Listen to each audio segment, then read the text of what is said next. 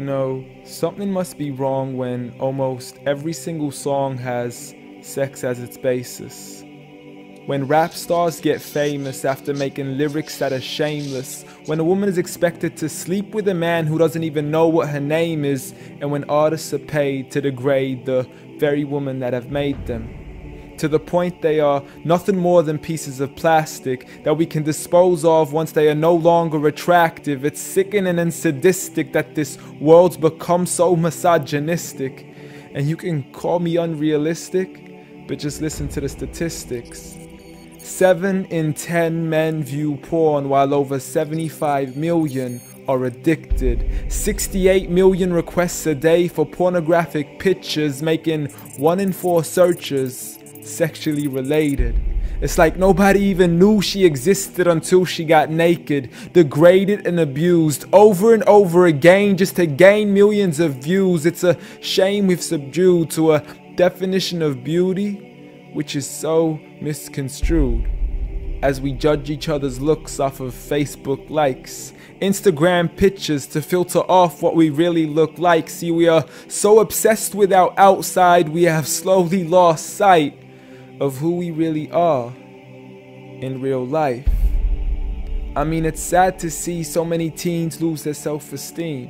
Looking at these magazines thinking they have to look like what they see. Please, you are worth much more than a 2D image on a screen. You are a living, breathing human being. If only you knew what you really mean. Just look into your history books and begin to read of all the girls in the world who were capable to achieve, and you will surely see with certainty females like Fatima al-Fihri, who opened the first ever university, Rufaida al-Islamiyya, the first nurse to perform surgery, and Aisha bint Abi Bakr, the greatest female scholar in eternity. It's a shame you probably haven't even heard of these great female prodigies. Honestly, we don't need to give up our modesty in order to be successful. For you are worth much more than a commodity that is sexual. You have so much more potential if only you knew your worth. You could be like the greatest of all women to have walked this earth, like Mary, the mother of Jesus, chosen by Allah to be an example for the believers, a woman who stood strong even when she was abused, falsely accused and ridiculed for things she'd never ever do, so it didn't really matter when there was nobody else beside her, for she knew that God was Ar-Razzaq and her ultimate provider, and she had a trust in Him alone.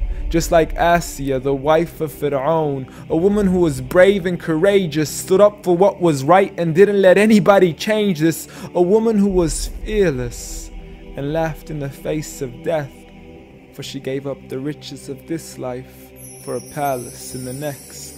Next up, Khadija, the mother of the believers, a wealthy merchant who had nurtured the Prophet for over 25 years, his first wife, the love of his life, and the mother of his kids. She was the first to believe in him when nobody else ever did. She just is, beyond any words that can make you understand. So much so that even Allah sent her His salam. She was grand and Allah assured her, just like her daughter, Fatima, the master of all women in paradise, a woman who would shine so bright she was nicknamed as Zahra, the splendid one with the most generous of hearts, a woman who gave up so much of her food she had no choice but to fast. She would fight on behalf of her father even as a little girl.